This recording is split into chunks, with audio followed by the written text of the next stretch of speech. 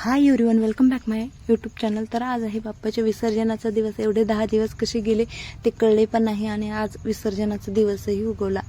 आमच्याकडे कसं कोणी वारलं की सुतक धरतात 10 दिवस, त्यामुळं मग आमच्याकडे सुतक असल्यामुळे सर्व काही भक्तीनेच बनवलं होतं। नैवेद्य वगैरे तिनेच केला आणि त्यानंतर आरतीही तिनेच केली।